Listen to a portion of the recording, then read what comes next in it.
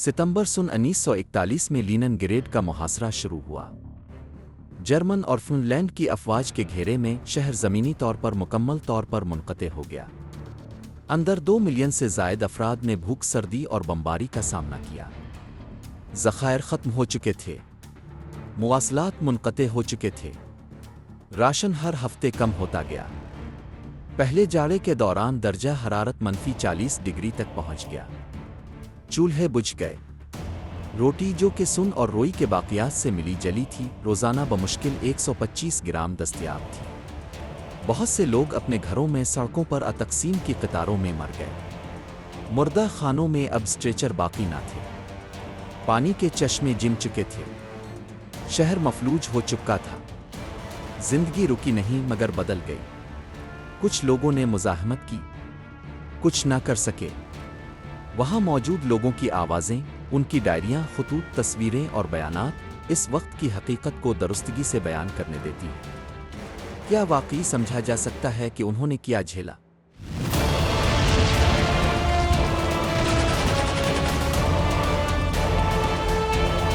मुहासरा शुरू होता है। जर्मन हमला और लीनिनग्रेड का सुकूत। 22 जून सन 1941 की सुबह सिग्नल्स के ऑपरेटर मिखाइल निशतक ने लीनिनग्रेड के टेलीग्राफ पर शदीद सरगर्मी महसूस की। सुर्ख फौज के हेडक्वार्टर से हंगामी पैगामात आ रहे थे जो ज़िले फौजी कमांडर को फौरी तौर पर तलब कर रहे थे। जब वो मौजूद न पाया गया तो चीफ ऑफ स्टाफ से राब्ता किया गया, जिसने एक टेलीग्राम पढ़ा जो इस अमर की तस्दीक करता था कि जर्मन अफवाज ने सरहद उबूर कर ली है और यूं वो ऑपरेशन बारबारोसा के नाम से मशहूर हमले का आगाज हो चुका था। मार्शल तीमोशेंको, जो इस वक्त वजीर दिफा थे, ने फौज को बगैर गोली चलाए तैनात करने का हुक्म दिया, जो मौजूदा गैर यकीनी सूरत हाल की अक्कासी करता था। जल्द ही वाज़े हो गया कि ये सिर्फ सरहदी झड़प नहीं बल्कि एक वसी पैमाने की फौजी कार्रवाई है। 3 मिलियन से ज़्यादा जर्मन फौजी टैंकों और फ़िज़ाइया के साथ बुहेरा अस्वद से बाल्टिक तक पेश कदमी कर रहे थे। एडवुल्फ हिटलर ने इस कार्रवाई की मंसूबाबंदी सन 1940 में की थी और इसे कम्युनिज्म के खिलाफ एक सलीबी जंग के तौर पर पेश किया। बारबारोसा नामी हिकमत अमली, जिसे फ्रेडरिक पाल्स ने तैयार किया था, एक बिजली की तेज़ी से होने वाली जंग की शक्ल में थी जो चंद हफ्तों में सोवियत यूनियन को मफलूज कर देने वाली थी। हिटलर ने स्टालिन के साथ अदम जारहियत के मुआहदे को देरपा ना समझा और जर्नलों को कायल करने के लिए एक मुमकिना सोवियत हमले का बहाना बनाया। लीनिनग्रेड, जो इनकलाबी और तज़वीराती अलामत था, मरकज़ी अहदाफ में से एक था। नॉर्दर्न आर्मी ग्रुप, जिसकी कमांडर रिट फान लेब थे, को शहर पर कब्जा करने का हुक्म दिया गया। इसके तहत कोचिलर और बाश की अफवाज, पेंजर डिवीजन्स और एसएस टूटेनकोफ भी शामिल थीं। जॉर्ज फान कोचिलर, जो 18वीं फौज के सरबराह और नाजी निज़ाम के पुरजोश हामी थे, ने कमियसार बीफीहल के तहत सोवियत सियासी अफसरान के खात्मे के अहकामात पर सख्ती से अमल किया। जुलाई के इब्तिदाई दिनों में जर्मन अफवाज ने शुमाल की जानिब तेज़ी से पेश कदमी की। जब राइनहार्डट और मानेस्टीन ने स्टालिन लाइन तोड़ी तो इनिज़ातिस ग्रुपों ने कब्जा शदा इलाकों जैसे कि कावेंस में कत्ल आम किए, जिनकी जर्मन कमांड को मुकम्मल इत्तिला थी। लोफुट वाफ़े पसपा होती सोवियत अफवाज के काफिलों को तबाह कर रही थी और रसद की राहें रौंद रही थी। लीनिनग्रेड के दिफा की जिम्मेदारी क्लीमेंट वोरोशिलोव को सौंपी गई, जो कम्युनिस्ट हुकूमत की एक तारीखी शख्सियत थे लेकिन हरबी महारत से महरूम थे। दर्जा बदर्जा दिफाई ढांचा कायम करने के बजाय उन्होंने लोगा दरिया पर एक ही दिफाई लाइन बनाने को तरजीह दी, जिसमें गैर तरबियत याफ्ता और गैर महफूज शहरियों को खाई खोदने के लिए भेजा गया। बच्चे, औरतें और बूढ़े इन खाइयों में काम करने गए, जबकि सुर्ख फौज की यूनिटों को बदनज़मी के साथ मुतहर्रिक किया गया, जो अक्सर जंग में हिस्सा लिए बगैर ही रह गईं। इस अबतरी में लॉजिस्टिक गलतियां और एक मरबूत कमांड लाइन की अदम मौजूदगी भी शामिल थी। वोरोशिलोव ने जदीद तैयारी के बगैर पिछली सफ़ों की बटालियंस और अवामी मिलिशियाएं कायम करने पर जोर दिया, जिन्हें शिकारी राइफलों, देसी बमों और हता के अजायब घरों से निकाली गई तलवारों से मुसल्लह किया गया। तोपखाने और गोला बारूद की बुनियादी ज़रूरियात पूरी न की गईं। इस पर मज़ीद उन्होंने वज़ारत तिजारत की तरफ से भेजा गया खुराक का काफ़िला रोक दिया, इस खौफ से कि इमदाद कबूल करना कमज़ोरी की अलामत समझा जाएगा। ज़ख़ायर को दूसरी जानिब मोड़ दिया गया और वो अपनी मंजिल पर न पहुँचे। फ़ौजी क़यादत में नाकामियाँ वाज़े थीं। नौजवानों पर मुश्तमिल मिलिशियाएं तरबियत के बगैर लड़ रही थीं, जबकि अफसरान को कोई वाज़ेह हिदायत नहीं मिल रही थी। शहरियों के इनखला में भी हम आहंगी नहीं थी। जो शहर में दाखिल होने में कामयाब होते उन्हें राशन कार्ड नहीं दिए जाते और वो खुराक की तकसीम से बाहर रहते। सूरत हाल तेजी से बिगड़ रही थी। 8 अगस्त को जर्मन अफवाज ने लोगा की दिफाई लाइन उबूर की और इसी महीने की 20 तारीख को चौदवों पर कब्जा किया। 10 दिन बाद एम्गा पर कब्जा हुआ, जिससे लीनिनग्रेड की तरफ जाने वाली आखिरी रेलवे लाइनें भी कट गईं। 8 सितंबर को शल्सिलबर्ग के सुकूत ने मुहासरा मुकम्मल कर दिया। शहर ज़मीनी तौर पर मुकम्मल तौर पर मुनक़ते हो चुका था। शुमाल से फिनलैंड की अफवाज, जो महवर कुव्वतों की इत्तेहादी थीं, नाकाबंदी को मजबूत कर रही थीं। इसी दिन एक फ़िज़ाई हमले ने बादेफ के राशन गोदामों को तबाह कर दिया, जिसमें हज़ारों टन ज़खायर जल कर राख हो गए। शहर के तमाम कोनों से शोले नजर आ रहे थे। राशन इंतहाई कम कर दिए गए और एक बेमिसाल कहत का आगाज हुआ। फ़िज़ाई और ज़मीनी जारहियत एक इज्तिमाई भूख से कत्ल की हिकमत अमली के साथ जड़ी हुई थी। नाज़ी आला कमान ने शहर पर कब्ज़ा करने के बजाय इसे आहिस्ता आहिस्ता मरने देने का फ़ैसला किया। कब्ज़ा शदा इलाकों में खुराक की फराहमी रोक दी गई और हुक्म दिया गया कि जो भी शहरी फरार होने की कोशिश करे, इस पर गोली चलाई जाए। इसी दौरान स्टालिन ने सूरत हाल की संगीनी को देखते हुए 11 सितंबर को वोरोशिलूफ की जगह जॉर्जी ज़ोकोव को मुकर्रर किया। इस तब्दीली से पहले एक रिपोर्ट आई थी जो साबिका कमान की हिकमत अमली की खामियों की निशानदेही करती थी। तोपखाने का गैर मुअस्सिर इस्तेमाल, इंतशार पर मबनी तैनाती और वसाइल से महरूम मिलिशियाओं पर इन्हिसार। वोरोशिलूफ ने इसी रात तैयारे से शहर छोड़ दिया।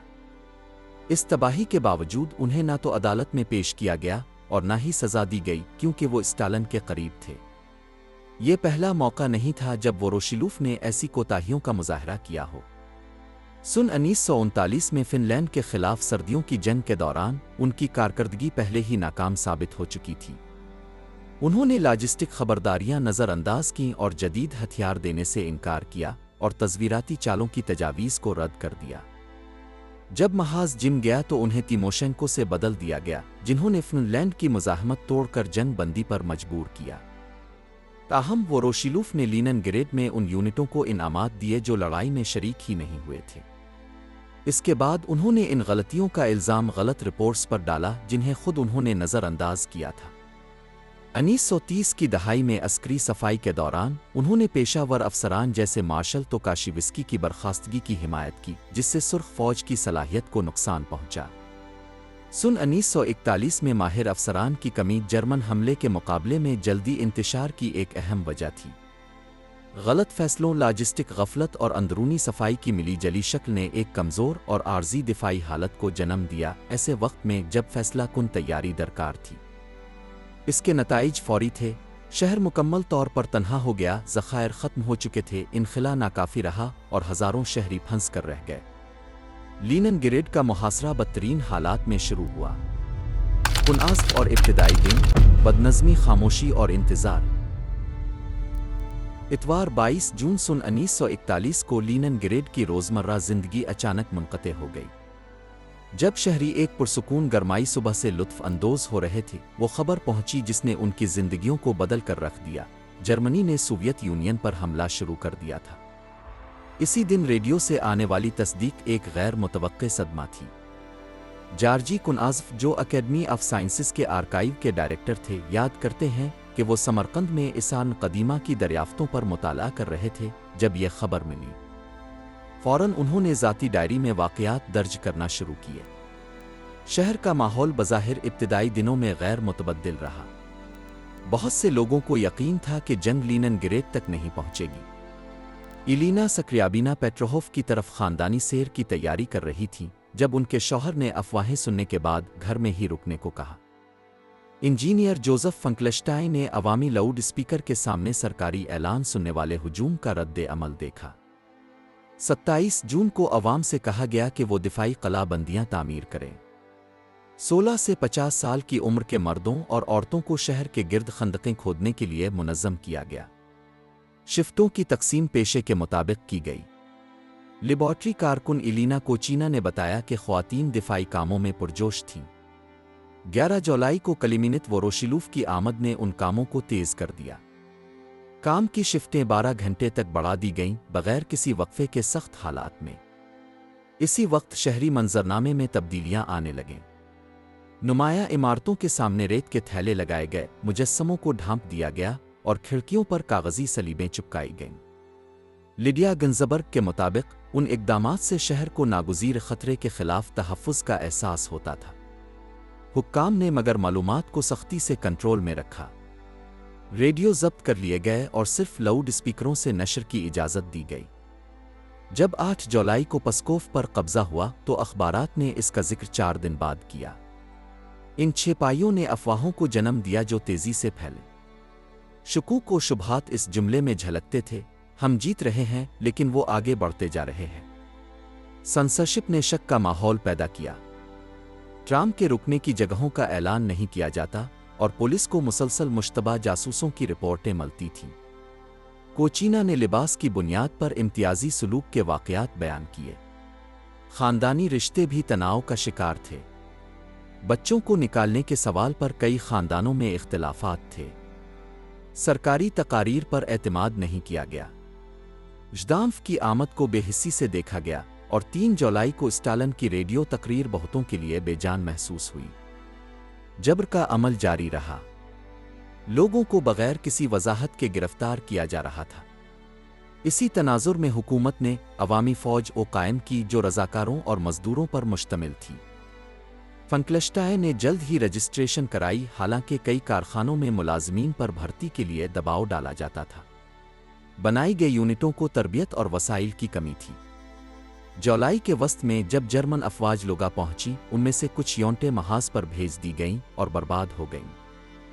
इसी दौरान 18 जुलाई को खुराक की राशनिंग का निज़ाम कायम किया गया। नक्शे हटा दिए गए और हरमुत्ताश की तख्लिया कारी शुरू हो गई। मालूमात की कमी ने बेयकीनी को जन्म दिया। नौम रियाबंकन ने अपनी रोज़मर्रा सरगर्मियों के लिए एक नोटबुक रखना शुरू की। इसकी माँ ने इसे खबरदार किया कि अगर वो लापता हो जाए तो उसकी खाला इसकी देखभाल करेगी। इसी हफ्ते दुश्मन की निगरानी की परवाज़ें शुरू हो गईं। अगरचे बरा रास्त बमबारी ना हुई लेकिन अलार्म मुसलसल बजते थे। 10 अगस्त को ख्वातीन और बच्चों की बड़े पैमाने पर तख्लिया कारी शुरू हुई।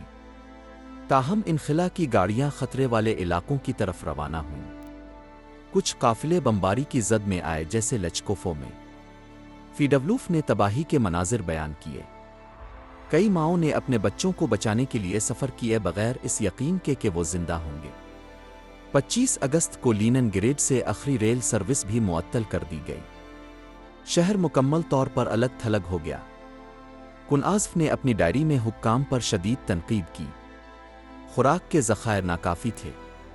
लोग खाने के काबिल कोई भी चीज़ ढूंढने के लिए खेतों की तरफ जाते। ज़्दाम्फ ने शहरियों के हुब अलवतानी से अपील करते हुए बयानात जारी किए। 1 सितंबर को मूसीकार दिमित्री शोस्ताकोविच ने एक नई तख्लीक का ऐलान किया। इसका बयान जज्बात से सुना गया। इसी वक्त दिफाई इक़दामात किए गए, रुकावटें दोबारा इस्तेमाल शदा तोपें, आर्जी ढांचे। रियाबंकन ने दुश्मन को रोकने के लिए एक खुफिया मंसूबा वो लिखा जो आम परेशानी की अलामत था। 8 सितंबर को मुहासरा शुरू हुआ। मुवासलात मुनक़ते हो गए। राशन खतरनाक हद तक कम हो गए। फ़िज़ाई हमले आम हो गए। इसमें 15,000 से ज़्यादा आतिशगीर बम गिरे। लोग आसमान में अजीब रोशनियों और तख़रीबकारों की बातें करते थे। शहर एक नए मरहले में दाखिल हो रहा था जो रोज़मर्रा बका की जिदोजहद से निशान ज़द था। सर्दी की आमद से मायूसी बढ़ गई। तिजारत बंद हो गई और लोग खुराक के बदले चीज़ें तबादले करने लगे। कुनआज़्फ ने अपनी पेंट्री में रोटी के खाली होने पर छत में एक आग नस्ब किया जो एक आखिरी फैसले की अलामत था। यूं लीनिनग्रेड के लिए सबसे सख्त मरहला शुरू हुआ।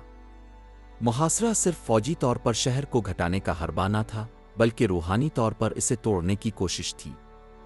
शहरी ऐसे दुश्मनों का सामना कर रहे थे जो नज़र नहीं आते थे। भूख, खौफ और गलत मालूमात रोज़मर्रा दुश्मन बन चुके थे। मलून ज़मीन, नीवा का जाल।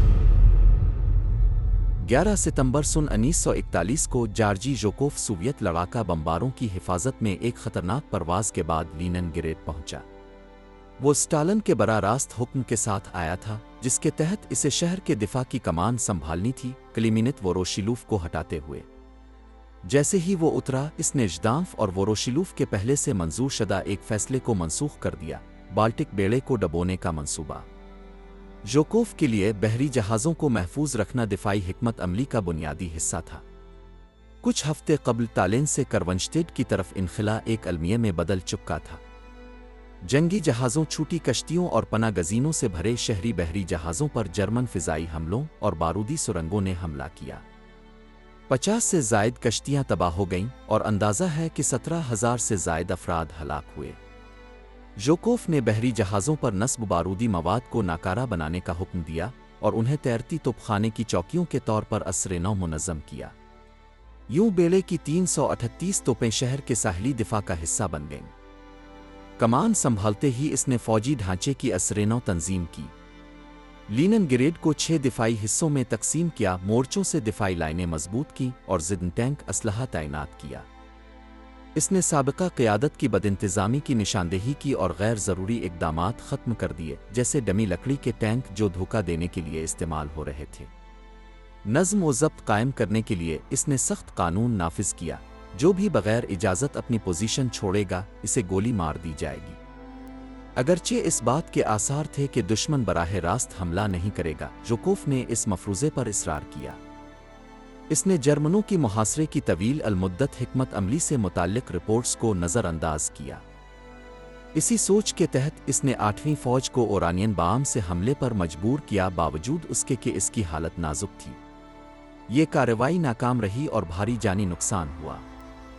اس نے مزید یہ بھی حکم دیا کہ لاڈوگا جھیل کے مشرق میں واقع اوریشیک جزیرے کو مضبوط کیا جائے۔ دن کے وقت جزیرے کی طرف روانگی کے دوران جرمن فضائیہ نے پہلے دستوں کو تہس نہس کر دیا۔ 200 فوجیوں میں سے صرف 12 ہی اپنی منزل تک پہنچ سکے۔ ایک اور کوشش میں یوکوف نے نیوا دریا عبور کر کے نوسکایا ڈوبرووکا کے قریب مشرقی کنارے پر پوزیشن لینے کی ہدایت دی۔ وہاں نیوسکی کا پل ہیڈ قائم ہوا۔ سوویت فوجیوں نے دریا کو عارضی کشتیوں پر عبور کیا، دشمن کی مسلسل گولہ باری کے دوران۔ پہلے ہی دنوں سے جانی نقصان شدید تھا۔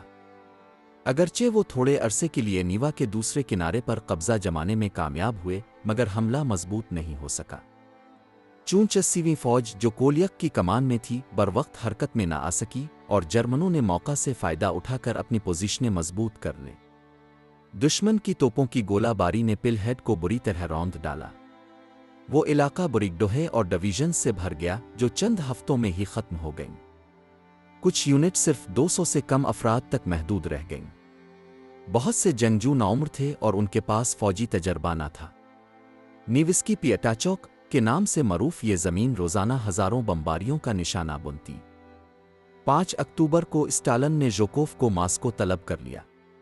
ژدانف نے مقامی کمان سنبھالی۔ نیوسکی سے حملے جاری رہے مگر کامیابی نہ ملی۔ ہلاکتوں کی تعداد بڑھتی گئی جبکہ شلسلبرگ جیسے دیگر اہم راستوں کو تقویت نہیں مل سکی۔ محاصرے کا دباؤ ناقابل برداشت ہوتا جا رہا تھا۔ رسد کا نظام ناکام ہو چکا تھا اور حوصلہ ٹوٹتا جا رہا تھا۔ بھاگنے کی سزا کے طور پر سزائے موت کے واقعات بڑھنے لگے۔ سپاہیوں کی ڈائریوں میں بھوک چوری اور قیادت کی بے عملی کے خلاف مایوسی کی جھلک نظر آتی تھی۔ راشن کم سے کم سطح تک پہنچ گئے تھے۔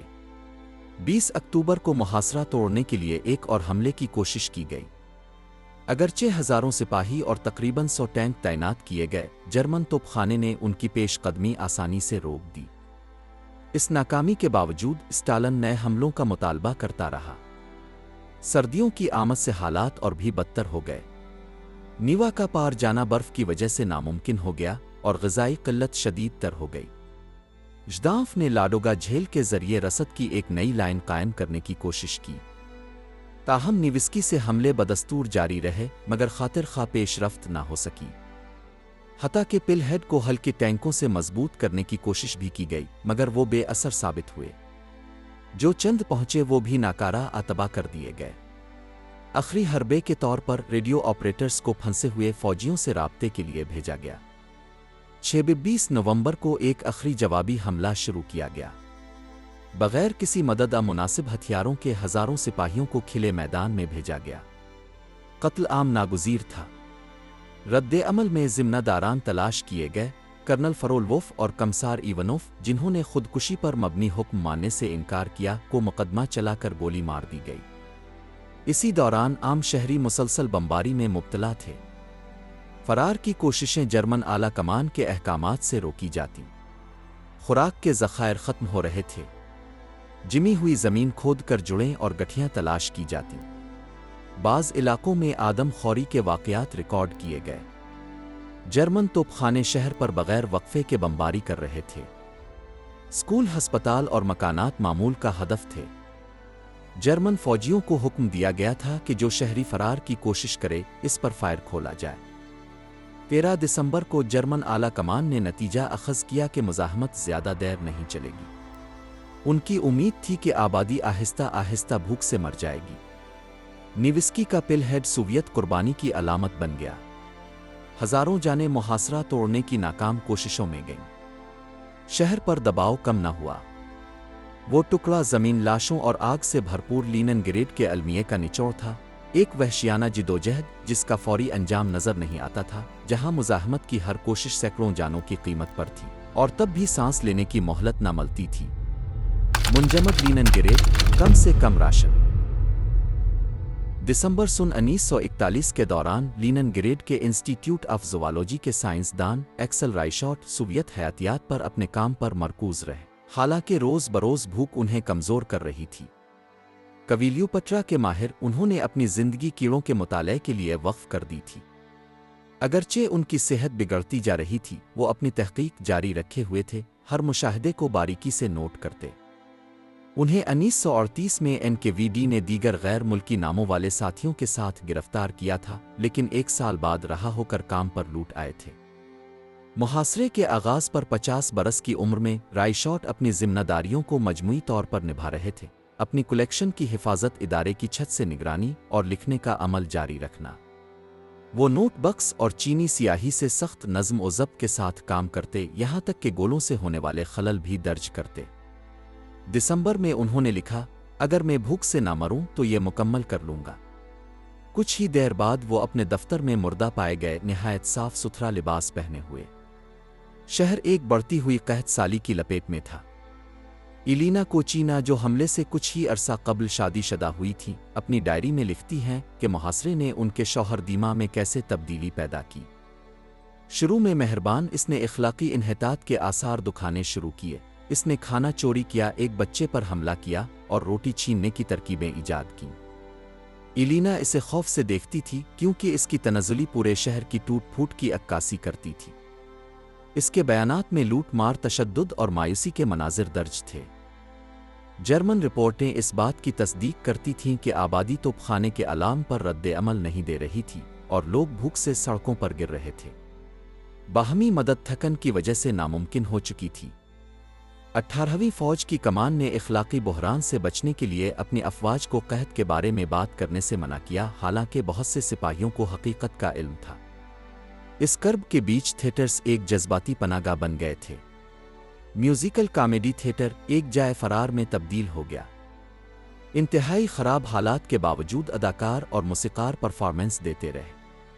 نیکولائی روداشیفسکی اور تمارا سالنیکووا نے بیان کیا کہ وہ تھیٹر میں ہی رہتے اور سوتے تھے تاکہ اپنے کام کو جاری رکھ سکیں۔ یہاں تک کہ جب ایک اداکار وقفے کے دوران فوت ہو گیا، باقی فنکاروں نے عوام کے لیے شو جاری رکھنے کا فیصلہ کیا۔ انسٹی ٹیوٹ آف ویجیٹیو جینیٹکس بھی مزاحمت کا ایک منظرنامہ بن گیا۔ اس کے ملازمین نے بیجوں اور گٹھوں کا ایک وسیع ذخیرہ محفوظ رکھا۔ اگرچہ وہ بھوک سے مر رہے تھے، انہوں نے ذخیرہ کو ہاتھ تک نہ لگایا۔ ان کا خیال آئندہ نسلوں پر تھا۔ سڑکوں پر ہمدردی کے مظاہرے خود غرضی اور مایوسی سے باری باری ہوتے۔ نوم زویا تاراتین وفا نے ہجوم کی مدد سے روٹی کے ایک کارگو کو محفوظ کیا۔ چند جانے والوں کی طرف سے دیے گئے گندم کے پیالے نے آندر کروکوف کے خاندان کو حوصلہ دیا، لیکن چوریاں، لوٹ مار اور دوسروں کے دکھ سے بڑھتی ہوئی بے حسی بھی موجود تھی۔ اگرچہ ہر محتاج عجائب گھر افلاس زدہ تھا، وہ اب بھی ایک بحری جنریٹر کی بدولت سرگرم تھا۔ اس کے ایک کارکن الیگزینڈر بولدیریو خوراک اور ایندھن کی کمی بیان کرتے تھے۔ سردی ناقابل برداشت تھی اور خوراک کے ذخائر ناکافی تھے۔ شہریوں جیسے یوری بودونوف، یوری ریابنکن اور ایلینا سکریابینا کے ذاتی ریکارڈ جسمانی بدحالی کے خوفناک حالات بیان کرتے ہیں۔ جنوری کے وسط تک اموات کی تعداد حیران کن سطح پر پہنچ گئی۔ NKVD نے آدم خوری روٹی کی چوری اور عام مایوسی کے واقعات رپورٹ کیے۔ آدم خوری کے مجرموں کو فوجی عدالتوں نے سزا دی۔ لینن گریڈ کے میئر پوپکوف نے عوام کو پرامید بیانات سے تسلی دینے کی کوشش کی، لیکن عدم اطمینان بڑھتا گیا۔ بہت سے سرکاری اہلکار پہلے ہی انخلا کر چکے تھے اور خوراک کی تقسیم میں عدم مساوات واضح تھی۔ جیسے کینٹین نمبر 12 جو اعلیٰ حکام کے لیے مختص تھی وافر راشن حاصل کرتی، جبکہ باقی آبادی بھوک کا شکار تھی۔ اس سب کے باوجود ہمدردی کے مظاہر بڑھتے گئے۔ محلوں میں کمیونٹی گروپ اکٹھے ہو کر ایک ساتھ جینے کے لیے منظم ہو گئے، وسائل بانٹے اور ایک دوسرے کی مدد کی۔ الیگزینڈرا شستووا نے بیان کیا کہ ان کا گروپ کس طرح کھانا پکانے اور ایک دوسرے کا خیال رکھنے میں متحد رہا۔ اناتولی مولچنوف نے ان گروپوں کے اندر ایسے رہنماؤں کی اہمیت پر زور دیا جو سب کا حوصلہ بلند رکھ سکیں۔ انسٹیٹیوٹ آف آرکیٹیکچر میں نیکولائی بارانوف نے ایک میٹنگ میں حصہ لیا جہاں لینن گریڈ کے مستقبل پر بات ہوئی، ایک علامتی مزاحمت کا عمل۔ تعمیر نو کی امید نے کچھ لوگوں کی روح کو زندہ رکھا۔ دریں اثنا جرمن زہریلی گیس کے استعمال کے امکان کا جائزہ لے رہے تھے، مگر ان کے پاس مطلوبہ ہتھیار نہ تھے۔ بھوک اب بھی ان کی بنیادی حکمت عملی تھی۔ جنوری کے آخر تک رپورٹیں بتاتی تھیں کہ لاشیں صحنوں اور سڑکوں میں جمع ہو رہی تھیں۔ برف نے تدفین کو ناممکن بنا دیا تھا اور لاشیں ڈھیر میں چھوڑ دی جاتی تھیں۔ الیگزینڈر واسکایا جیسے اسپتالوں میں 1000 سے زائد لاشیں جمع ہو گئی تھیں۔ بچے خاص طور پر کمزور تھے۔ چیچک اموات کی ایک اور وجہ بن چکی تھی۔ حکام نے راشن بڑھانے کا اعلان کیا، لیکن تقسیم اتنی خراب تھی کہ روٹی پہنچتی ہی نہیں تھی۔ شہر اپنے بدترین لمحے سے گزر رہا تھا۔ اس المیے کے بیچ انسانیت کی کہانیاں اب بھی ابھر رہی تھیں۔ ایک عورت نے بے ہوش مرد کے ساتھ روٹی بانٹی۔ مائیں جو اپنا سب کچھ قربان کر رہی تھیں نے بچوں کو بچایا۔ ہمسائیگی کے گروہ اپنے افراد کا خیال رکھتے تھے، لیکن کچھ لوگ اخلاقی طور پر ٹوٹ گئے۔ ایک معمار نے اپنی بیوی اور بیٹی کو نکال دیا تاکہ ان کا راشن اپنے پاس رکھ سکے۔ فایا وکٹورونا ایک دائیاں اسقاط حمل کے بدلے کھانے کی پیشکش قبول کرنے لگی، ذخیرہ جمع کیا اور بھوکے ہمسایوں کی مدد سے انکار کر دیا۔ جنوری کے آخر میں آخری پمپنگ سٹیشن نے کام کرنا چھوڑ دیا۔ شہری انسانی زنجیروں کی شکل میں دریا سے پانی نکالتے۔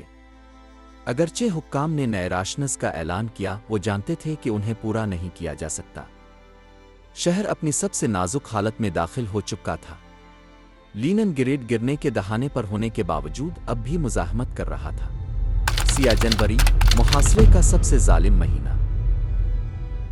28 جنوری سن 1942 کو جرمن توپ خانے کی مسلسل گرج کے دوران نیکولائی گورشکوف نے اپنی ڈائری میں لینن گریڈ کی ناگفتہ حالت کو بیان کیا۔ درجہ حرارت -45 ڈگری تک گر چکا تھا اور شمال مشرق سے بے رحم ہوا چل رہی تھی۔ جرمن بمباریوں سے شہر میں مسلسل آگ بھڑک اٹھتی، جنہیں ناقص طریقے سے نصب کی گئی عارضی بھٹیاں اور بھی بڑھا دیتی۔ کئی بلند عمارتیں بغیر کسی قابو کے جلتی رہتی۔ فائر بریگیڈ بے اثر ہو چکی تھی۔ پانی کی عدم دستیابی کسی بھی بجھانے کی کوشش کو ناممکن بنا دیتی تھی۔ گورشکوف نے لکھا کہ اپنے گھروں کو بچانے کی امید چھوڑ کر مکین کھڑکیوں سے اپنا سامان نیچے پھینکتے تاکہ کچھ تو بچایا جا سکے۔ 14 سالہ ولادیمیر زانڈک نے محاصرے کی تصویر کشی کی، ایک گولے سے تباہ شدہ گھر، نیوا دریا سے پانی نکالتے شہری اور لیگوسکی ایونیو پر شولوں میں گھرا ایک عمارت۔ اس آخری تصویر کے نیچے اس نے لکھا، کوئی بھاگ نہیں سکتا۔ یہ آتش زدگیاں کئی دنوں تک پھیلتی رہتی۔ دمتری لخاچوف یاد کرتے تھے کہ عارضی بھٹیاں اکثر سانحات کا سبب بنتی اور کمزور مکین شاید ہی رد عمل دے پاتے۔ ایک موقع پر ایک آتش گیر بم نے سووروسکی ایونیو کی ایک عمارت کو چیر کر سیڑھیاں گرا دیں اور آگ بھڑکا دی۔ پھنسے ہوئے کچھ لوگ کھڑکیوں سے کود گئے۔ روٹی کا راشن بڑھانے کا وعدہ ایک سفاک مذاق بن گیا۔ جس دن اس کا اطلاق ہونا تھا، پانی کی کمی کی وجہ سے بیکریاں بند رہیں۔ ایلینا کوچینا نے بیان کیا کہ جو لوگ چلنے کے قابل تھے وہ نیوا سے ایک بیکری تک انسانی زنجیر بناتے اور برفیلے پانی سے بھرے ڈبے پاس کرتے۔ اس سب کے باوجود بمشکل کچھ روٹی تیار ہوئی۔ वीरा उम्बर ने गम व अंदों से लिखा, पानी नहीं है, अगर बेकरियां एक दिन भी बंद हो जाएं तो क्या होगा। 26 तारीख को उम्बर ने राशन की फराहमी की बंदिश की तस्दीक की। कोचीना ने भी लिखा कि खाने की सप्लाई मुकम्मल तौर पर बंद हो चुकी थी।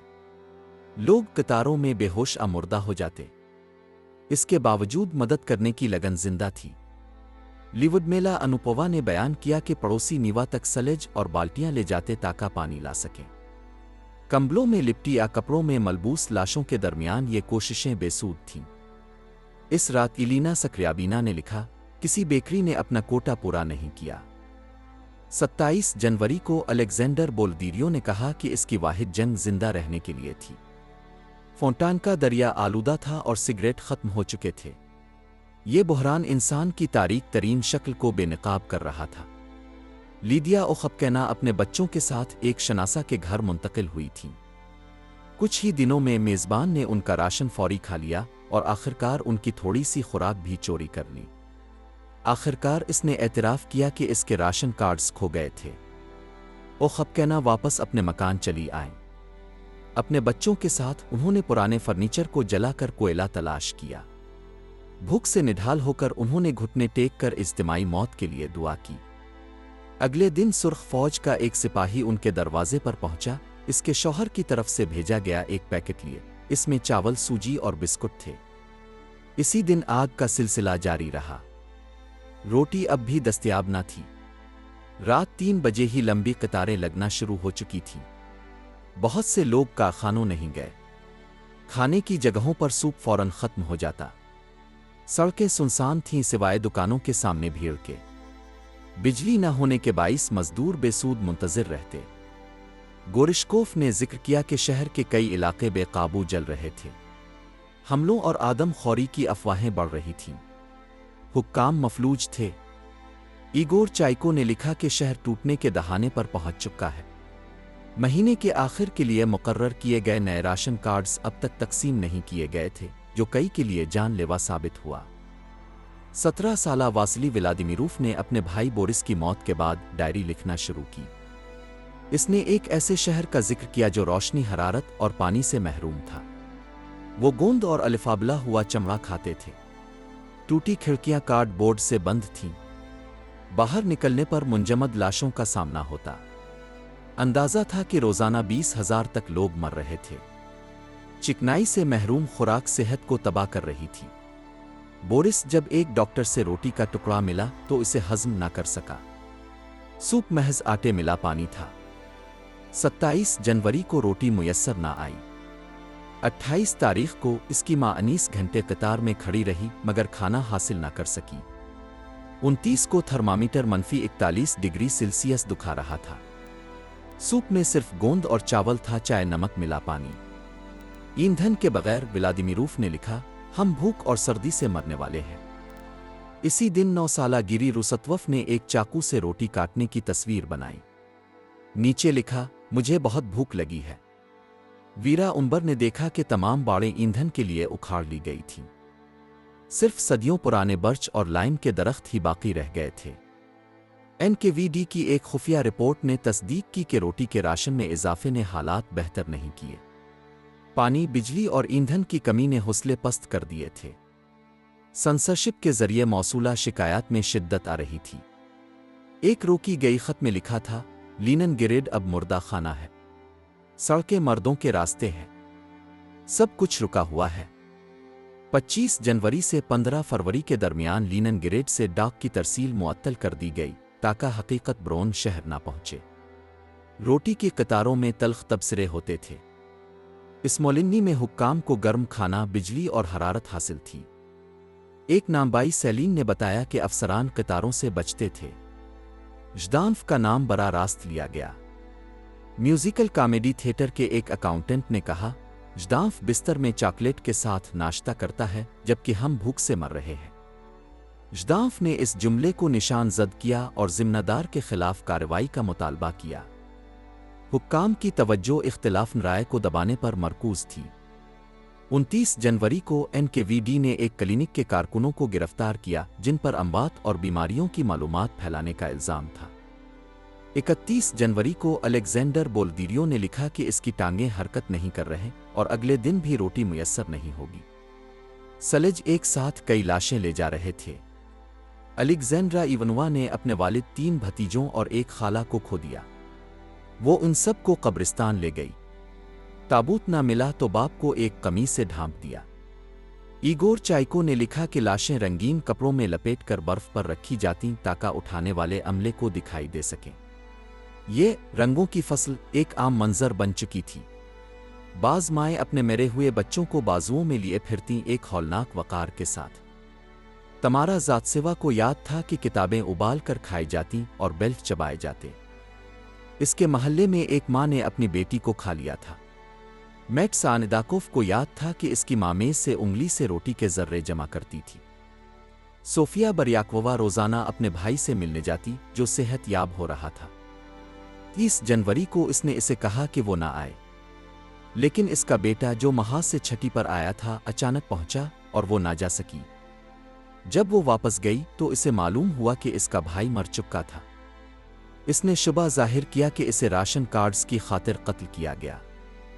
31 जनवरी को इगोर चाइको बिस्तर पर बेबस पड़ा था।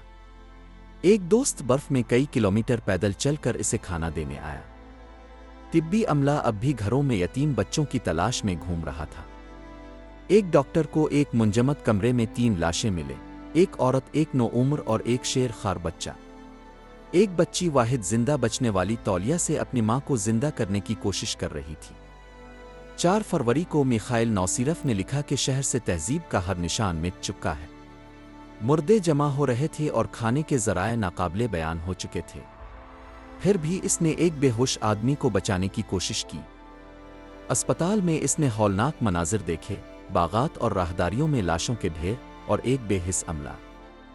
इसने अपनी डायरी में लिखा, आज मैंने लफ्ज़ होलनाकी का मतलब समझा। बारीक लकीर, तकसीम, इनखिला और तबाही।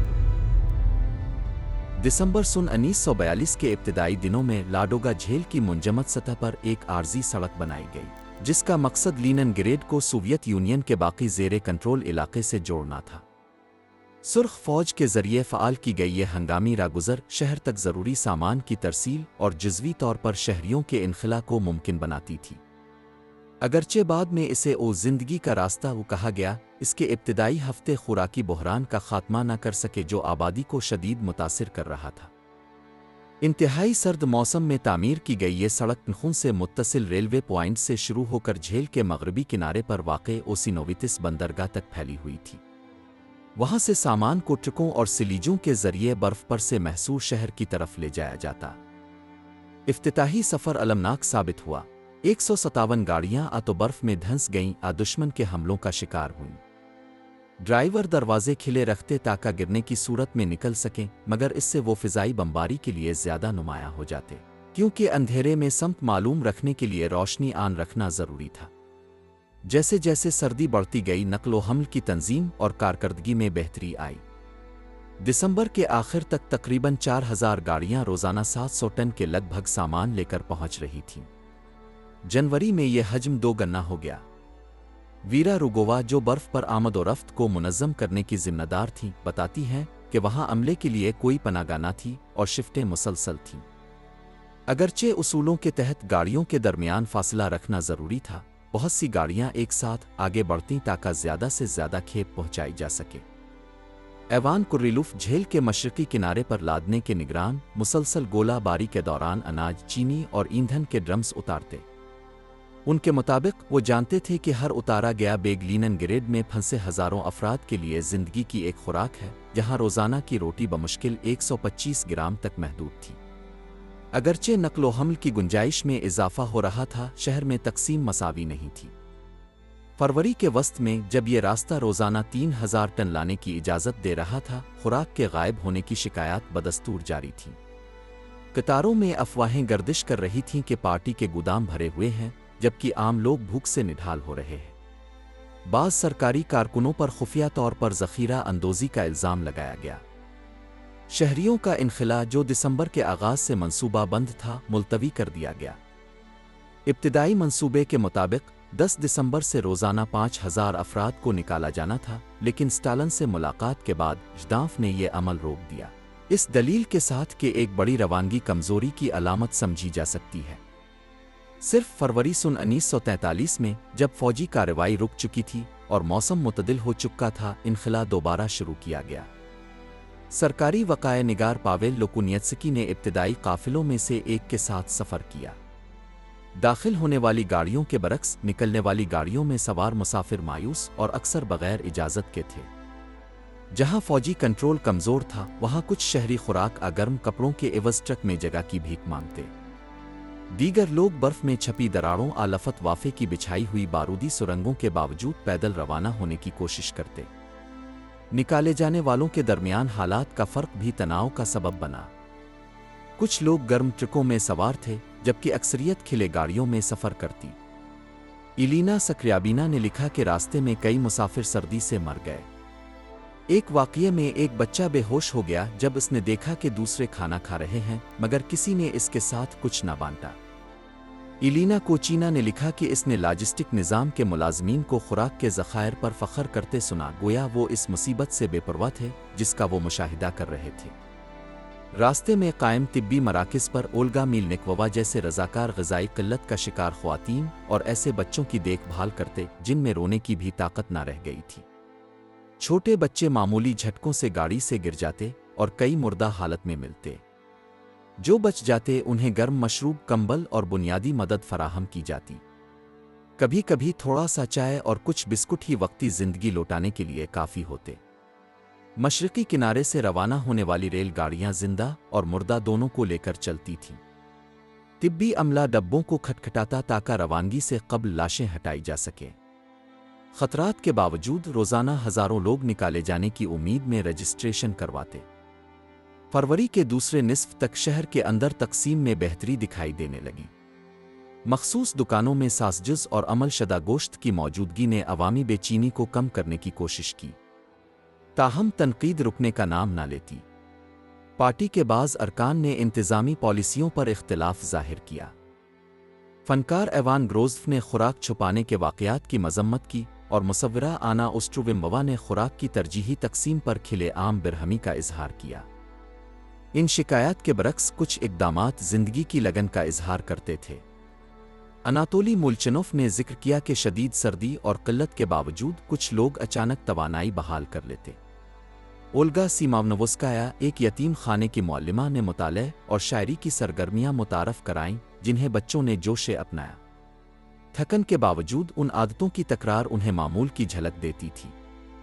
ڈاکٹر میخائل چرنوروتسکی، جو شدید بیمار مریضوں کا علاج کرتے، دیکھتے کہ مثبت سوچ کسی چھوٹی امید سے جڑے افراد زیادہ مزاحمت دکھاتے۔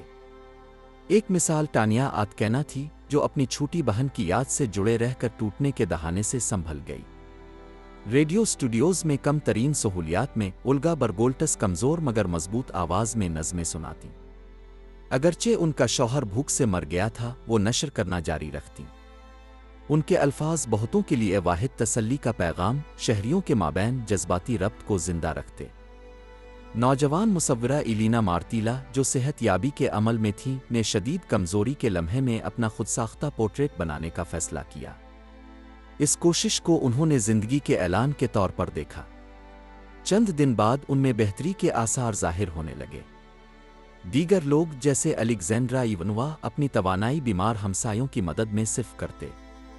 آندر کروکوف، ایک ناکام انخلا کے بعد بچ جانے والا، اپنی تباہ شدہ رہائش گاہ کو دوبارہ قابل رہائش بنانے میں مصروف ہو گیا تاکہ اپنے خاندان کو بچا سکے۔ 5 سالہ پیوتر تسویٹکوف کو اس کی ماں نے چینی لگا ہوا ایک روٹی کا ٹکڑا دیا۔ وہ چبانے کے قابل نہیں تھا، مگر اس ذائقے کی مٹھاس نے اس کے اندر زندگی کی چمک پیدا کی۔ یہ سادہ سا عمل ان ہزاروں شہریوں کی نمائندگی کرتا تھا جو روز جینے کے لیے تھوڑا اور لڑنے کی کوشش کرتے تھے۔ جرمن توپ خانہ بند نہ ہوا تھا اور رسد اب بھی ناکافی تھی، مگر شہر اب بھی قائم تھا۔ برف پر بنا راستہ نجات کی ضمانت نہ سہی، مگر ایک موقع ضرور تھا۔ اس کے گرد ہمت، قربانی اور ارادے کے وہ اعمال بانے گئے جنہوں نے اس موسم سرما میں بقا کی ایک پیچیدہ کہانی کو جنم دیا۔ مارچ تا اگست سن 1942، صفائی، طبی کنٹرول اور ثقافتی بحالی۔ फरवरी सन 1942 के आखिर की एक यख बस्ता सुबह लीदिया ओखबकैनानीवा के किनारे बर्फ और तेज हवा के बीच रास्ता बनाती हुई आगे बढ़ रही थी। जो कभी एक हंगामा खेज शहर था, वो अब टूटे फूटे इमारतों, शिकस्ता खिड़कियों और खोखले सिया सुराखों से भरा एक वीराना बन चुका था। कुछ इमारतें अगरचे जज़वी तौर पर मुनहदिम थीं, अब भी आबाद थीं। इनमें से एक में 3 दिन से आग लगी हुई थी, गालिबन एक आर्जी भट्टी के बाइस। आसपास बचाए गए फर्नीचर और ज़ाती अशिया का अंबार लगा हुआ था। नीविस्की प्रोस्पेक्ट लीनन ग्रेड की मरकजी शाहराह बर्फ से ढकी हुई थी, तकरीबन खाली, ना लोग थे ना नकल व हम। इमारतें टूटी हुई और बंद थीं और ट्राली बसें और ट्राम सफ़ेद चादर के नीचे मफलूज पड़ी थीं। इलीना मार्तीला ने इस मंजर को मुकम्मल खामोशी से ताबीर किया, जिसे सिर्फ कोने कोने में नस्ब लाउड स्पीकरों से निकलने वाले मेट्रोनोम की दाहिनी धड़कन तोड़ती थी। ये मुस्तकिल आवाज़ एक ऐसी शहर की धड़कन थी जो हार मानने से इनकार कर रहा था। सुर्ख फौज के सिपाही सरगई मिलियफ जब लीनन ग्रेड पहुंचे तो उन्हें एक मातम ज़दा शहर मिला। अंधेरी गलियां, नजर आते लाशें और एक छप जाने वाली खामोशी। फिर भी उन्होंने शहरियों के कमज़ोर चेहरों पर नाकाबिल तस्खीर अज़्म देखा। हौलनाक कहानियों के बावजूद उन्होंने महसूस किया कि लीनन ग्रेड जिंदगी की जंग लड़ रहा था। 18 फरवरी को निकोलाई गोरिश्कोफ ने शहरियों में हाजमे की बीमारियों का बढ़ता हुआ फैलाव दर्ज किया, जिनमें दायमी इसहाल भी शामिल था। सफाई सुथराई और साबुन की कमी, जिसकी तकसीम इसी महीने बंद कर दी गई थी, ने टाइफाइड को मजीद फैलाया। करंटीना का ऐलान किया गया। कुछ ही देर बाद डिसेंट्री की वबा नमूदार हुई। नादिया माकारववा ने एक खत में दुख से लिखा कि इसने चंद दिनों में अपनी मां और 2 बच्चों को खो दिया। वो बीमारी की तबाही को बयान करती थी, जो नाकिस ग़िज़ाइयत और आलूदा पानी के इम्तिजाज से पैदा हुई थी, जिसे निकासी आब के निज़ाम के तबाह होने ने और भी बढ़ा दिया। आना ओस्ट्रोविमोवा ने रोज़ाना अमवात की तादाद 20 से 25 हज़ार के दरमियान बताई। ओल्गा फ्रीडनबर्ग ने इसे एक बेकाबू मौत की लहर कहा।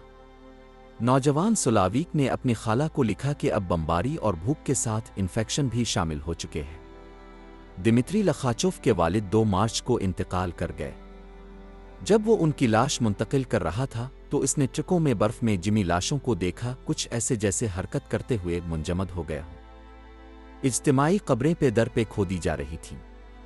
माकारववा ने थोड़े से खाने के बदले अपनी मां को बच्चों के साथ दफन करवा लिया। कब्रें खोदने वाले थके और बेहिस हो चुके थे, वो लाशों को बेदर्दी से फेंकते। एवान आकोशिन ने देखा कि इसके चचा की लाश एक आर्जी ताबूत से निकालकर मर्दों के अंबार पर फेंकी गई। सोफिया बरयाकोवा ने मजदूरों को देखा कि वो नई लाशें रखते हुए उन पर कदम रखते हैं। कब्रिस्तान से निकलते हुए इसे एक जिमी हुई लाश मिली, जिसके मुंह में सिगरेट था और वो कब्रों की तरफ इशारा कर रहा था। ये अजियत कुछ लोगों को पागलपिन के दहाने तक ले गई। माकारववा डरती थी कि वो अपने तमाम बच्चों को खो देगी। आदम खौरी दोबारा जाहिर होने लगी। 12 साला विलेंटीना रोथमान को तर्कशदा घरों से निकालते वक्त लाशें मिलतें जिनके आज़ा काटे जा चुके थे। बाज लाशें खिड़कियों से नीचे फेंक दी जाती और बर्फ पर गिरकर चिकनाचूर हो जाती।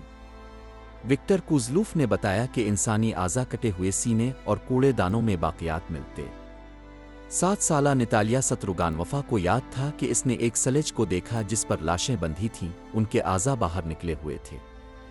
पिछले साल अक्टूबर से ही जर्मन क़यादत ने वबा के ख़तरे का अंदाज़ा लगाया था और शहर को कहत से मारने का फ़ैसला कर लिया था। 18 फरवरी को चीचक की पहली इत्तला मिली, जिसे गोरिश्कोफ ने भी दर्ज किया। हिटलर ने लीनन ग्रेड में आदम खौरी पर निजी गुफ्तगू की और जर्मन प्रोपेगेंडा ने दावा किया कि वहाँ के लोग गोंद और इंसानी गोश्त से बनी जेली खाते हैं। उनके मुताबिक शहर खो चुका था। यूगिनी मोनियोश्को ने खबरदार किया कि बर्फ पिघलने के बाद इसके नीचे दबे फुजले और लाशों से बीमारियां फैलेंगी। वीरा उम्बर ने टाइफाइड के फैलाव और पूरे शहर के मुमकिना जवाल का खौफ बयान किया। 8 मार्च को सफाई मुहिम का आगाज हुआ, जिसकी क़यादत ख्वातीन ने की।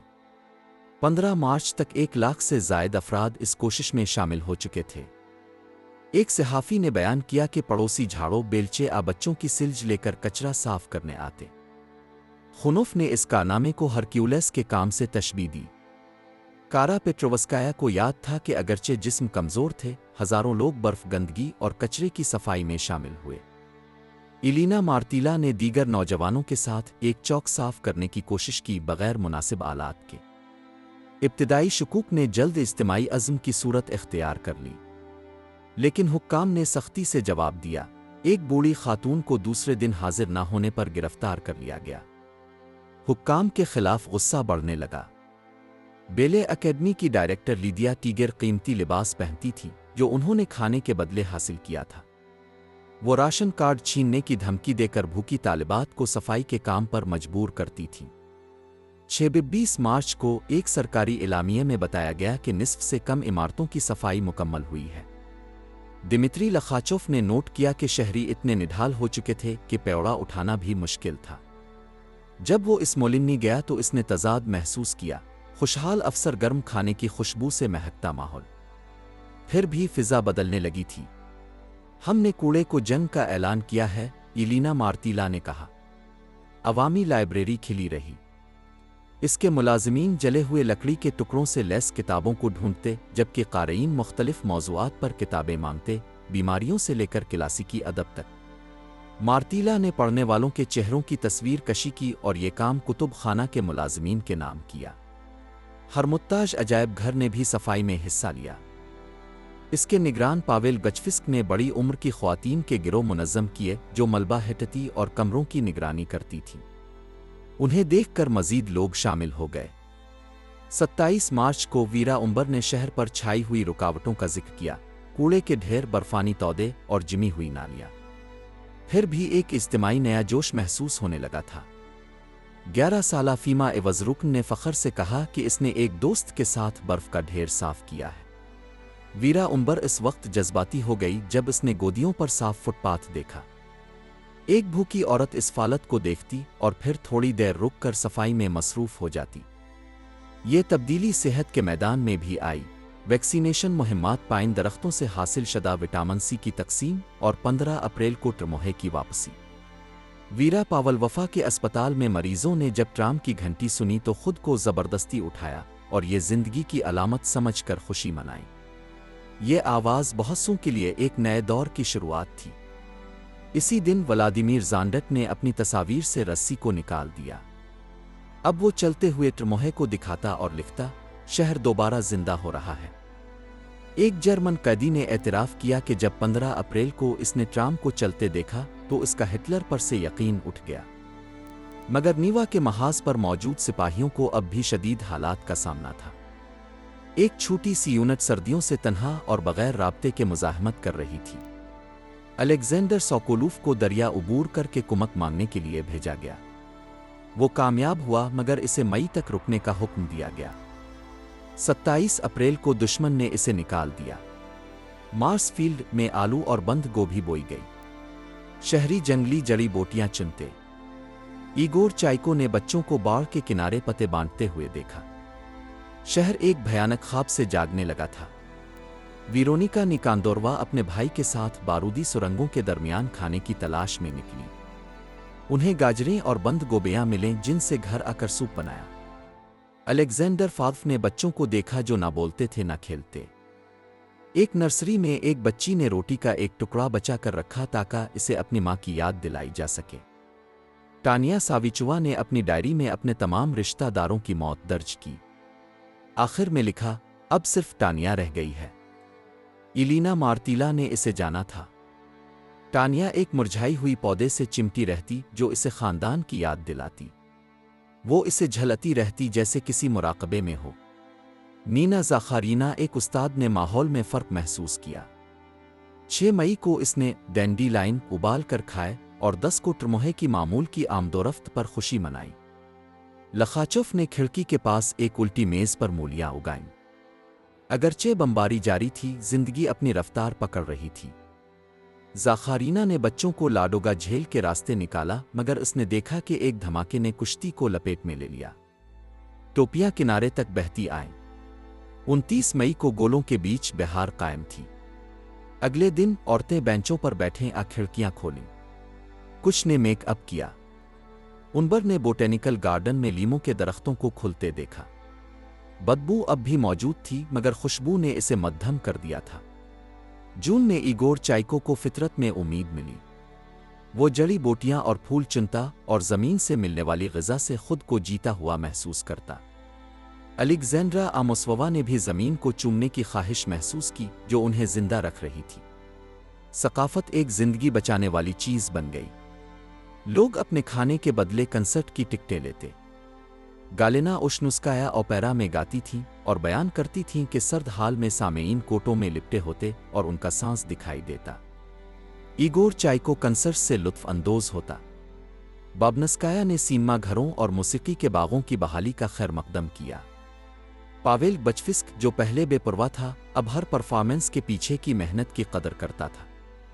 जुलाई में पीवतर कोटिलिन्निकोव ने एक आर्ट नुमाइश देखी। वो हैरान रह गया कि मुहासरे में भी फ़िन के मुजाहरे किए जा रहे थे। मारिया यूदेना ने फनकार और सामे के दरमियान ताल्लुक़ को होलनाकी के खिलाफ तिर्याक करार दिया। अलेक्जेंड्रा इवनोवा अपनी फैमिली के ज़िया के बाद 40 आवाज़ों वाला एक कोर्स महाज पर फ़ौजियों के लिए तैयार करती थी। इसके बरक्स लीदिया टीगर ने अशराफिया के लिए एक कंसर्ट मुनक़िद किया जिसमें बीमार रक्कासों को ज़बरदस्ती परफॉर्मेंस पर मजबूर किया गया। एक अस्पताल में 9 साला उल्लूचुक्का इवनोवा ने ज़ख्मियों के लिए ए मुर्गाबी की मौत ऊपर रक्स किया। मौसीकी के बगैर इसने खुद धन गुनगुनाई और लड़खड़ाती हुई परफॉर्मेंस मुकम्मल की। थकन से बेहोश होने से पहले तालियां बजीं। मार्च में कार्ल एलियासोबीरग ने शहर महसूर में शोस्ताकोविच की 7वीं सिम्फनी पेश करने का फैसला किया। लागर मौसीकारों के साथ इसने रिहर्सल शुरू की। कुमकहता के महाज से भी मंगवाई गई। नज़्म व ज़ब्त और साबित कदमी से इसने फिलहारमोनिक में एक मुकम्मल आर्केस्ट्रा तैयार किया। 9 अगस्त को ये फ़ौजियों और शहरियों के सामेईन के सामने पेश की गई। सिम्फनी रेडियो पर भी नशर हुई। खंदकों और घरों में सुनने वाले जज्बाती हो गए। हाल में सामेईन खड़े होकर तालियां बजाते रहे। एलियासोबीरग को एक बच्ची ने गुलदस्ता पेश किया। एक बार फिर शहर ने मौसीकी के जरिए मुज़ाहमत की। दिफा से पेश कदमी तक गोवरूफ और लाडोगा कॉरिडोर का इफ्तिताह। अप्रैल सन 1942 के आगाज़ में लीनिनग्रेड के महाज को नया कमांडर मिला, लेफ्टिनेंट जनरल लीओनिड गोवरूफ। उनका इंतखाब गैर मुतवक्के था क्योंकि वो ना तो जज्बाती तकरीरें करते थे और ना ही उनकी शख्सियत दबंग थी। खामोश तब कम बोलने वाले वो अक्सर लफ्ज़ काहिल को आदतना दोहराते। ये आदत उन्हें ज़ार के दौर में फ़ौजी खिदमत के दौरान लगी थी। अगरचे वो दूर अंदेश लग सकते थे लेकिन अपनी अफवाज के बारे में उनकी फ़िक्र मुस्तकिल रहती।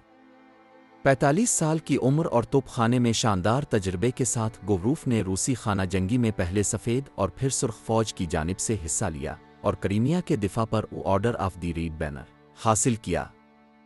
उनका तजर्बा फ़िनलैंड के ख़िलाफ़ सरमाई जंग में मज़ीद पुख्ता हुआ, जहां उन्होंने मैनरहैम लाइन पर शदीद बमबारी की क़ियादत की और बाद में मास्को के दिफा में अहम किरदार अदा किया।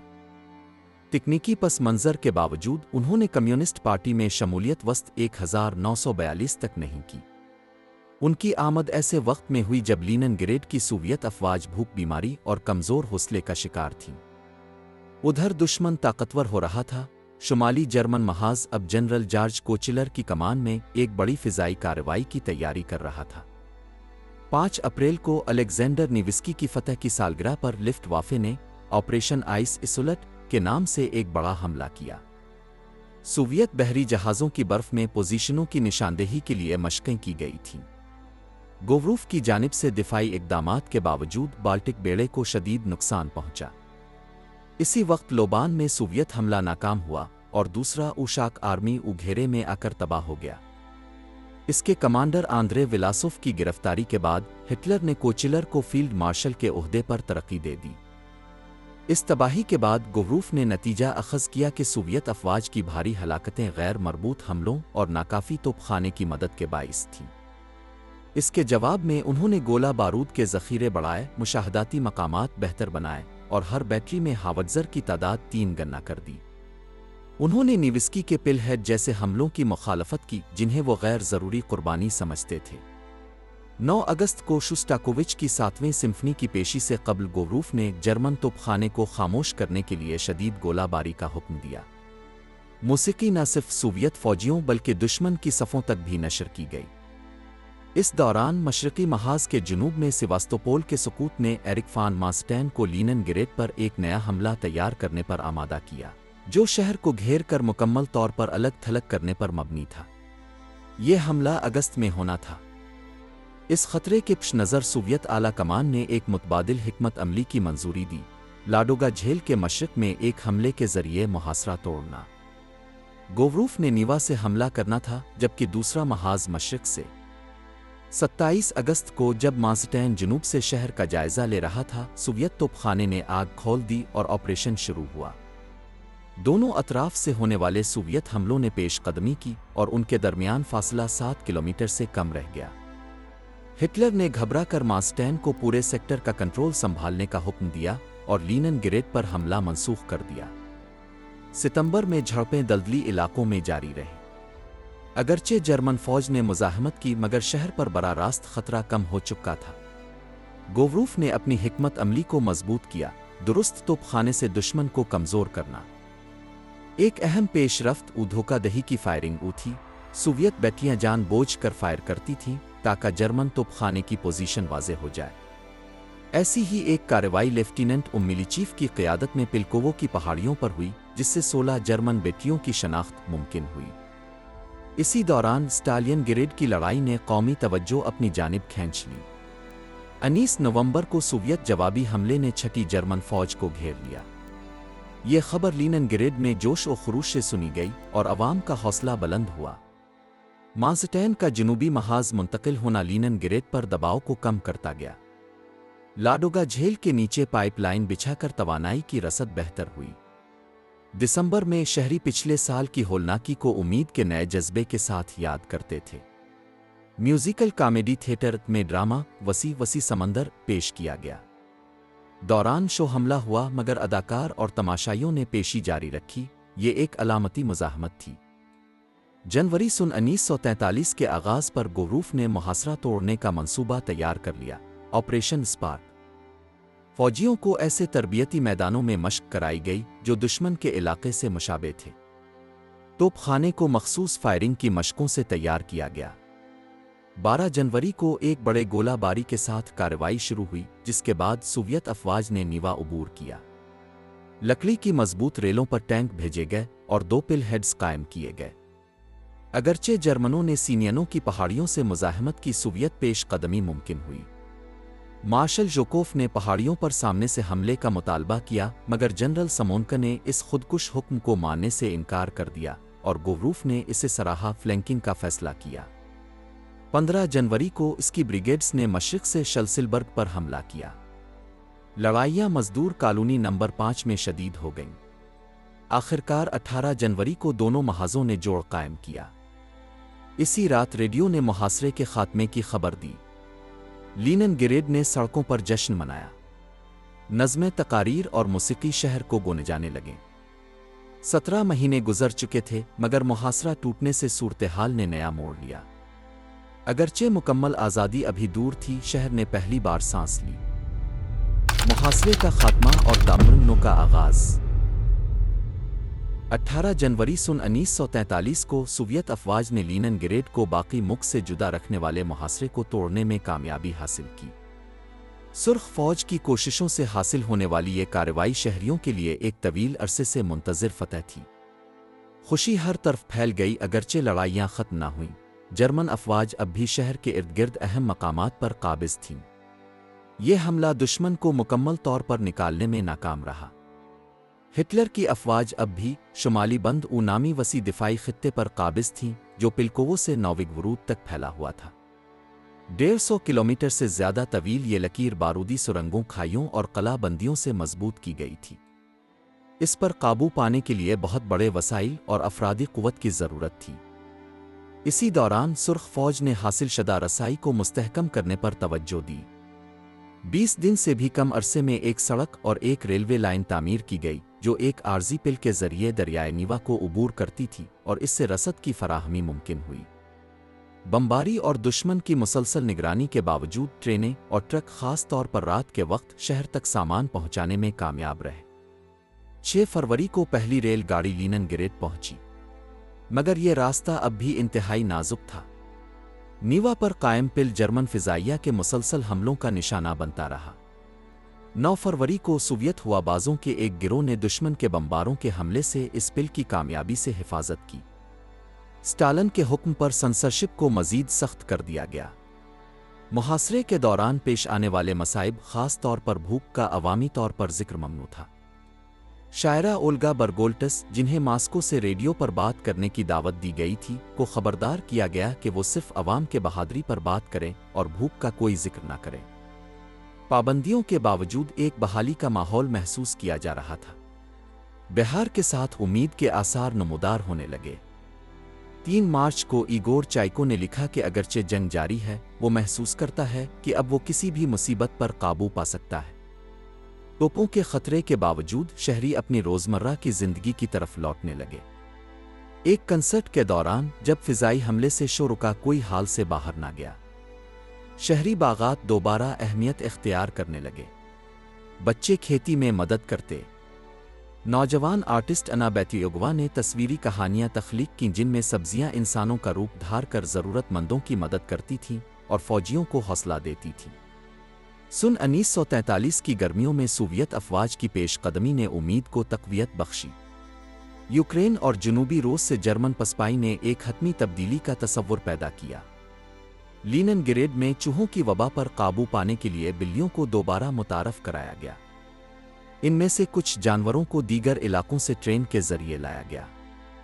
تاہم جرمن توپخانے نے شہری مقامات، خاص طور پر ٹرام اسٹاپس کو نشانہ بناتے ہوئے حملے تیز کر دیے۔ جانی نقصان اور تباہی شدید تھی۔ ان دردناک لمحات میں لوگوں کے درمیان باہمی ربط مضبوط ہوتا گیا۔ بہت سے نوجوانوں نے ڈائریوں اور خطوط میں اس اتحاد کا ذکر کیا جو محاصرے نے پیدا کیا تھا۔ مزاحمت کو قوم کی اجتماعی تقدیر کا حصہ سمجھا جانے لگا۔ شہر کی مکمل آزادی کے لیے جنرل گوروف نے ایک کثیر الجہتی حملہ ترتیب دیا۔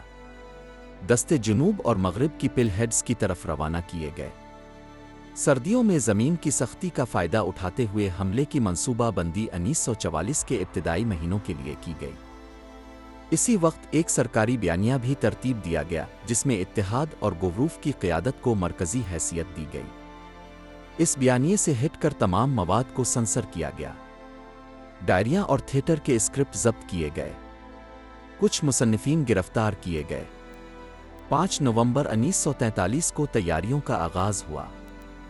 گوروف کی براہ راست نگرانی میں بھاری توپخانہ، مارٹر اور راکٹ جمع کیے گئے۔ دوسری طرف کوچلر نے اپنی دفاعی لائن کے مشرق سے شہریوں کی منتقلی کا حکم دیا جو پسپائی کا اشارہ تھا۔ جنوری 1944 میں جب زمین جم گئی، حملے کا حکم دیا گیا۔ 15 جنوری کو شہر کی تاریخ کی سب سے بڑی گولہ باری کا آغاز ہوا جس نے واضح کر دیا کہ حتمی کارروائی شروع ہو چکی ہے۔ اگلے دنوں میں سوویت افواج نے کئی بستیاں واپس لے لیں جن میں پشکن اور پاولوسک شامل تھیں۔ جرمن افواج شدید دباؤ میں پسپائی پر مجبور ہو گئیں۔ 27 جنوری کو 2 سال سے زائد عرصے بعد لینن گریڈ باضابطہ طور پر آزاد کر دیا گیا۔ شہر نے توپوں کی سلامی اور آتش بازی کے ساتھ جشن منایا۔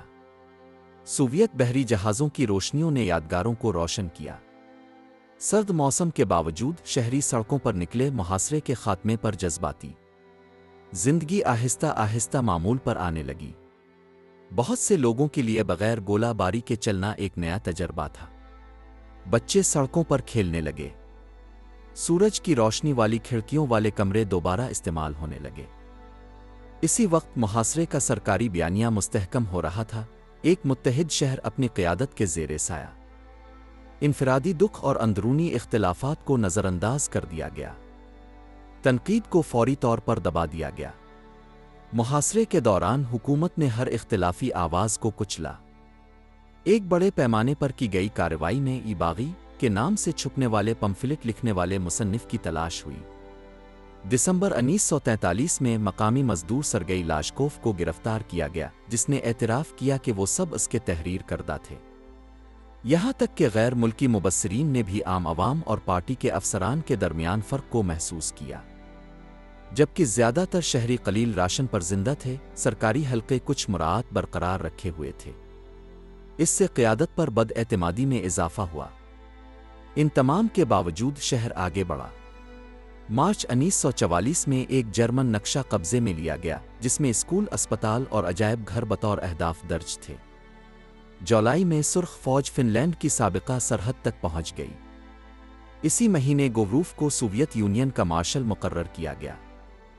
فن لینڈ کے انخلا کے بعد کچھ باشندے اپنے گھروں کو لوٹے۔ کئی کو اپنے گھر ملبے اور اگے ہوئے پودوں میں ڈوبے ہوئے ملے۔ یادیں شدید تھیں۔ جرمن جنگی قیدیوں کو تامرنوں کے کاموں پر لگایا گیا۔ کچھ علاقوں میں شہریاد اور بحالی کے درمیان معلق دکھائی دیتا تھا۔ ہر شام قیدیوں کو مرکزی سڑکوں سے گزارا جاتا۔ لوگ خاموشی سے انہیں دیکھتے۔ نہ کوئی گالی دی گئی، نہ حملہ ہوا۔ یہ خاموشی ایک گہرے احساس کی نمائندہ تھی، سوگ، قبولیت اور یہ یقین کہ کوئی بدلہ اس سب کا کفارہ نہیں ہو سکتا۔ یوں لینن گریڈ کے شہریوں نے تامرنوں کا آغاز کیا۔ مشترکہ اذیت اور مستقل مزاحمت کے ذریعے شہر نے زندگی کی جانب واپسی کا سفر شروع کیا اور اپنی حالیہ تاریخ کا سب سے تاریک باب پیچھے چھوڑ دیا۔ لینن گریڈ کا محاصرہ ایک طویل اور مکمل محاصرے کی کارروائی تھی جس میں جرمن افواج نے شہر کو بھوک اور تنہائی کے ذریعے زیر کرنے کی کوشش کی۔ تقریباً 900 دنوں تک آبادی کو شدید سردی، خوراک کی کمی، بیماریوں، بمباری اور بنیادی سہولیات کی بندش کا سامنا کرنا پڑا۔ ریاست شہریوں کو نہ تحفظ دے سکی، نہ ہی ان کے لیے خوراک کی فراہمی یقینی بنا سکی، اور لوگوں کو زندہ رہنے کے لیے خود کو حالات سے ہم آہنگ کرنا پڑا۔ اس دستاویزی فلم میں استعمال کیے گئے بیانات محاصرے کے دوران روزمرہ زندگی کی عکاسی کرتے ہیں۔ تلخ حقائق کو نہیں چھپایا گیا۔ نا امیدی، چوری، تشدد اور بھوک سے موت بھی موجود رہی، لیکن ساتھ ہی پڑوسیوں کے درمیان مدد کے جذبے، اجتماعی کام اور بعض بنیادی خدمات کو برقرار رکھنے کے لیے مقامی تنظیمی کوششیں بھی دکھائی دیتی ہیں، جیسے کھانے کی تقسیم، سڑکوں کی صفائی اور بچوں کی دیکھ بھال۔ شہر کی مزاحمت کسی مرکزی حکمت عملی کا نتیجہ نہیں تھی، بلکہ ہزاروں افراد کی انفرادی کوششوں کا ثمر تھی جنہوں نے جینے کے لیے ہر ممکن کوشش جاری رکھی۔ بحالی فوری نہ تھی۔ کئی علاقے کھنڈرات میں بدل چکے تھے اور بڑی تعداد میں لوگ جسمانی و ذہنی طور پر متاثر ہو چکے تھے۔ آزادی کے بعد تامرنوں کا ایک ایسا عمل شروع ہوا جو خاموشی، سنسرشپ اور ایک سرکاری بیانیے کے ساتھ جڑا ہوا تھا، جس میں بہت سی ذاتی کہانیاں شامل نہیں کی گئیں۔ اس دستاویزی فلم نے مختلف زاویوں سے حقائق کو سامنے لانے کی کوشش کی ہے، اس زمانے کی شہادتوں اور دستاویزات کی بنیاد پر، اور ان لوگوں پر پڑنے والے اصل اثرات کو بغیر چھپائے بیان کیا ہے جنہوں نے یہ سب جھیلا۔